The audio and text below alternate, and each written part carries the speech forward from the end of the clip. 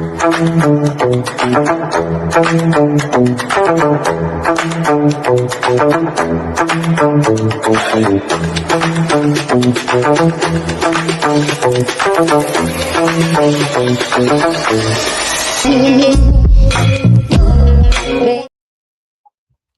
afternoon to our loyal listeners, and welcome once again to Great Convos, where we always say, whether you agree or disagree, you can always find great convos. Woo! I am happy to be here. I know my partner over there, I'm Roger Caesar, and that gentleman is... Alexandre Matin. Hello, Roger. You don't How know where you to doing, point. my friend? Don't know where to point on today. How we doing, my friend? Doing fine. Yeah, we had a Awesome. great weekend over here. Awesome. Well, let's talk about that first. First of all, thank you to all our listeners. You could have been anywhere in the world, but you're here with us. We always appreciate that. Woo. On the weekend, this gentleman over here or there or here celebrated a birthday. Yes. Happy birthday, my friend. Happy birthday to you. Merci, I'm Roger. hoping that our listeners will wish Alexandre a happy birthday. Many blessings to you, and many more, as they say. And I'm hoping that you had yourself a wonderful weekend anyways. Yeah, absolutely. I got many messages, private messages by text, by direct message, and I know countless messages on my Facebook profile that I haven't been on this during the past weekend. So I'll take a moment later on today to thank all the people who wished me a happy birthday. And it was happy. I had a lot of time with my family and with my friends as well. I invited a few fellow fathers over to my place for drinks and conversation, and we'll talk about that today. Yes, and in the spirit of what we will be talking about today, it is November, the beginning of a new month, but November has a bit of a bigger meaning to it in that it is called Movember, and that's with an M.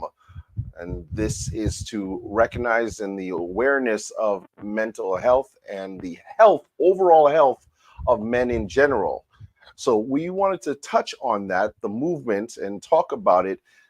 As obviously we are affected by that as two men who are here on this program. And we know that it is a very important topic and one that doesn't get talked about often. And I'm so happy that we have this movement every November, I almost said Movember, every November, so that we can bring awareness to what is happening. So Alex, talk about it on your end there. Well, Movember is a movement that started in 2003 in Australia. Apparently, it was just two guys, I think, at a bar, and they, for whatever reason, decided to give themselves the challenge of growing a mustache. So I think it was just for fun. Then they realized it makes people talk, men between each other, and so within a few years, it grew exponentially, and men started using the month of November to grow a mustache. But that's just the beginning. It's really to open up the conversation with each other about men's health, because, Roger, we don't talk about it. We don't want to talk about it, right?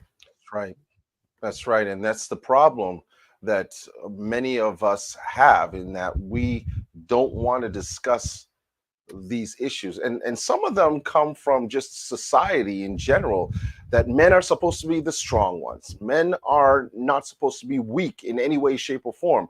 They're the breadwinners. They are the ones that are the head of the table, so to speak. And when you have issues, either it's mental health or cancer, especially when it comes to colon cancer, I am 52. I know that around this period of time, these are the things that I have to check on myself. But some of us, and I will even include myself, we feel a little bit of that anxiety, that fear to go and talk about this, whether it's to the doctors who have seen this a billion times over, and yet still we're afraid to do it. And on top of that, to talk about it amongst our friends, our family. I talked to you behind the scenes and said that I had a friend of mine, big guy, muscular guy, who was going through some uh, mental health issues, very depressed, but chose not to say anything to anyone about it because his size, the way he looked, people automatically would think, "Oh, come on, man, not you, not you." Yeah, yeah. And this is the issue that men in general have. Hmm. Here's a comment from Merle, who, by the way, is my mother, who says, "Men Hi, don't." ma. Hello, my mom.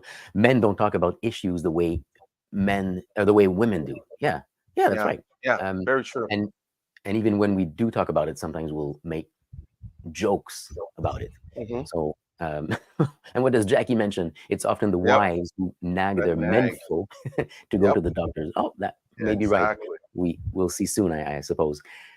But yeah, when we were talking just before the show, I mean, we're here. We're two guys. We're giving the example, or we're trying to show the example of what men ought to do. Go get Mhm. checked. Go to your regular checkup to see. And yes, it won't be comfortable, but it's important to do. And then I asked you, Roger, have you done it? You're over 50. And, It's and and no, I have not. And no, I have not. And that's the thing. It's that my doctor had sent me, and I just said to you as well. I had gotten the appointment to go and do it, so I have to go and get it done myself. And yeah, there's a part of me that's there's a bit of trepidation with regards to this. There's a little bit of fear, and yet at the same time, because of what we're talking about, because I've seen it before, because I've known of others who have had to go through it, there is a part of me that says just get it done. I mean, yeah, we made the joke, it's get in, out, doctor goes in, out, it's over. Right? I mean, it's done. We don't have to make such a big deal about it. And we're so much more open in our society from that perspective that we can do that. I think it's more in the inner circle of it all that we fear talking about it amongst friends and family. But generally speaking, you could see that society is trying to make it more aware, or make us more aware that it's happening, that you can go out there, you can do it. And just like what Jackie said, and even your mom, the fact is that breast cancer, women will sit down and talk about that like it's nothing. Like, mm, hey, did you get checked? Have you checked? Show me how to do it. They'll do that. And yet here we are as men, we won't talk about any of the things that are going on with us. And how do we get to the point where we feel very comfortable? Is it society? Is it just us in general not wanting to be weak? How do we get past that? a good question. And maybe it's part of who we are and our nature. We make jokes about it. You said it's a quick in and out, and the doctor does it too, in and out. But I mean, you said something that I shouldn't. We could also make a joke about when you said inner circle. It's about the inner circle. I could make a joke about the inner circle. Just get that checked, and but I won't make that joke. I think you just did. I No, think you just no, I didn't make the joke. You just heard it. And if anybody's hearing and didn't quite get it, you'll get in a couple of seconds. But Roger, this is why we gave ourselves titles today. You Yeah. are the detection guy, and I am the Mhm. prevention guy. This is I don't know how much, well, half of the battle is just detection and prevention. Mhm. So detection by going to the doctor's office, but also prevention by staying healthy. We've Yes. touched on health in previous episodes, Yeah. and as I said earlier, I spent the evening of my birthday with a few guy friends, and I I had planned to talk about health issues. But Mhm. eventually, we just started talking about it. The conversation naturally went to that, and it Mhm. might be due in part to our age. We're all in our 40s, and we just talked about it. We didn't go into much detail, and we didn't talk about the really uncomfortable um, And part why was that? And why was that? From your because it's perspective, uncomfortable. why was that? Because it's uncomfortable. But we did talk about prevention, how to take care of Mhm. ourselves, physically. Uh, different things that I would then research. One of the friends said one. one thing that Mm, has been really helpful for him is mm. cold water. Just Right, going into a cold lake 2 or 3 times a week, or showering with cold water. It does something to the blood vessel, and it contracts the muscles. It's something that wakes you up. Um, right. Anything that is new, please research it, and if needed, talk to your doctor about it. I wouldn't want Right. to recommend anything to anybody. Um, or something even simpler, because I mentioned, when you get into cold water, it really gets your heart going. So I would be worried about it suddenly being too much. And another Mhm. friend said, well, if that's a worry, just get your heart in better shape progressively Mhm. by brisk walking or occasional jogging. And it's something very easy to do. Everybody can do more exercise to take care of Right. themselves. Right. And I want to touch on what Suzanne said here about that her husband's last famous words were, "Why didn't I do that sooner?" And we talked about this too, right? Sitting back, waiting, worried about how we would look instead of getting it done. We just made a joke behind the scenes saying we don't want to have in 5 years doing a speech that is titled just that right there, right? Yeah, no, We've don't got wait to until it's too late. Don't do like what I did. Yeah, yeah, exactly. I mean, I am constantly working on, and that's because of the athlete in me. I never stopped continuously working out, staying in shape. That's very important to me. It's a part of my lifestyle now that I work out and I do all the things that are necessary. But in saying that, sometimes I don't eat as healthy as I should. And that's also a part of that whole thing. It's how you eat. Do I always eat the right things all the time? No, I don't. And there is a part of that that has to be taken into consideration and understood, that it's also your eating habits, the way you eat, working out, getting regular checkups all the time, making sure that you lower your stress levels as best as you can. There are different things that are come with making sure that you are healthy in every way and can lower your chances of having to deal with any type of cancers as well, or health issues. right. Yeah, early detection is key to it, right? Hmm. I want to touch on this here. So Jackie reacts to what I mentioned, that as we get older, it gets easier. I think this means it gets easier to talk about some issues. Hmm. And yeah, because we were making jokes that I won't I won't repeat here, um, about growing older. Hmm. So yeah, it does get easier. But I wonder, I'm throwing this out to you, Roger, and any men listening, is it possible that as we start getting older, we're in middle of our life, uh, we're too busy to talk to each other? Do we have fewer of these one-on-one or group conversations just among men? Like what happened Yeah, Saturday evening was the first time in months, maybe more than a year, that we had gathered in such a way to yeah, have a real deep I conversation. would tend to agree with you on that. Life happens, as they say, Yeah. and oftentimes we don't have those special moments. And it's funny because I was talking about that exact same thing about 3 months ago with friends and saying, "Man, we don't get together as we used to.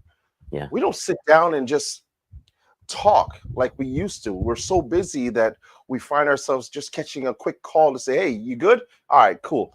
Bye.'" And then that's the other thing right there, right, Alex? The "I'm fine. Yes. I'm good. I'm okay." And sometimes they're not.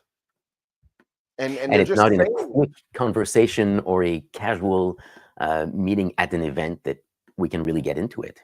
"No, So when we no. tell each other, "I'm fine, I'm good, I'm okay," yeah, yeah.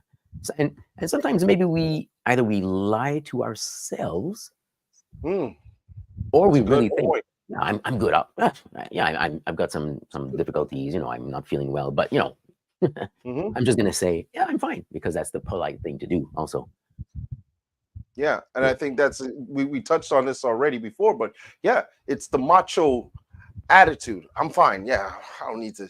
I don't want to talk about this with anybody, right? But again, going back to my friend that is 300 pounds, is built like a linebacker, and the look of seeing this guy, just to see him, you wouldn't think that he's having any issues, and yet he was, right? And he was afraid to come and talk about it because everybody would say or make jokes about him that, come on, man, there's no way, there's no way. And how many times do we stop ourselves from getting that help? We had Mike Shorman on our Mhm. show back in season 2, I believe it was. Season 2, Was it episode season 2? 8. Yep. Yep, you can Do go check it back out. and you can watch that if you want to go on greatconvos.live and watch that show, that episode. But he talked about all the difficulties he had with mental health, and just knowing that all it takes is to have someone there to just listen, and Mm. you to feel comfortable enough. And that's the key, that we have to feel comfortable enough to say, you know what, I'm going to be vulnerable enough to talk about it, whether it's to a friend, a good friend, or to a physician, a doctor, someone, before it gets to a point where it's too late. Right. And here's something to consider, Roger. If we might be comfortable or not to open up ourselves about what problems we might be facing, um, but if others are not, maybe it's up to us to tap into them, to just to you say you check in sometimes, hey, how's it going, a quick text or a phone call, but maybe you can ask it like a follow-up question.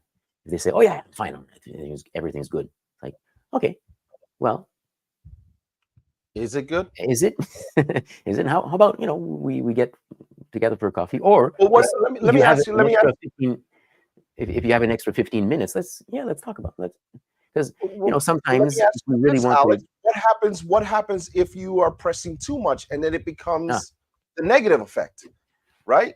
And maybe some, our loyal listeners can chime in and maybe give a little advice to people. But what if there is an opportunity or a time when you're doing that and it's taken the negative way? We're pushing right, too much. yeah. How do we figure out what's enough, or how do we figure out if we can or can't do that? Well, we've got a good hint from our loyal listener, Jackie, There we here. go. Thank you, Jackie. So, and yeah, there's that line not to cross, I suppose. But I mean, if you ask, "Oh, you want to talk about more, or is there anything you want to talk about?" Eventually, yeah, it just becomes annoying, especially if the guy, well, if the guy is fine for real, then it Mhm. gets just annoying. Maybe he won't want to talk to you about anything anymore if you keep on pressing. But Jackie Right, mentions you can always start by sharing first, so that other men feel relaxed enough to open up. right.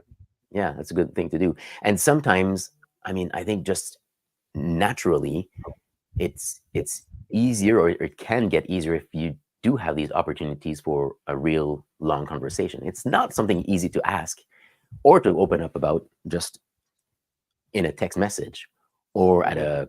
a at a quick meetup in the street. If you if you meet up with someone by accident, and say, oh hey, how are you doing? Fine. Of course, of Are you course, really fine? We don't have of time to course. go into all our moments when we're going to work or whatever. So No, I understand that. I understand that.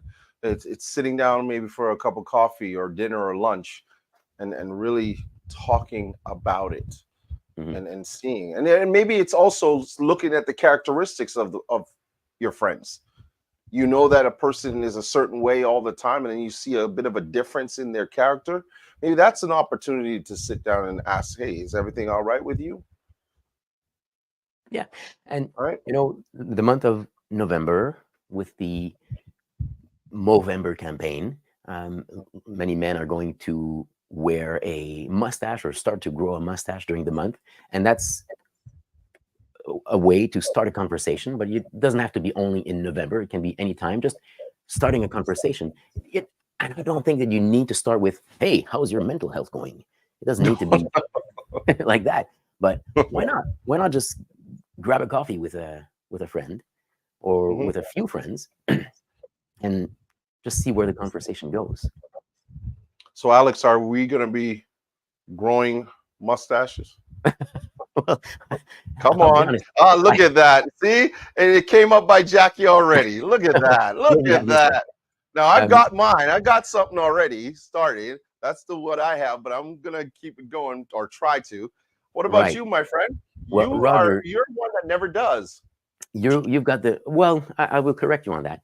You've got the mustache, but you've got the Mhm. beard also. So what you need to do Yep. now is remove the beard so that it Remove the becomes beard. a talking point. Yes, so that we Okay. know that you're truly Woo. part of the movement. Now, will I do it? I'll be honest, I completely forgot this morning when I was shaving that maybe I would do this. But what I've done in the past is just let everything grow. And then after a few weeks or 3 weeks, maybe remove Okay. the beard and see what's left. Um, Okay. or maybe I'll just draw it on just to be part of the movement. Jackie has got us laughing today. Thank you, Jackie, very much. Yeah, I think we'll have to go to one of those costume stores and just throw one on. Just boom. That's right.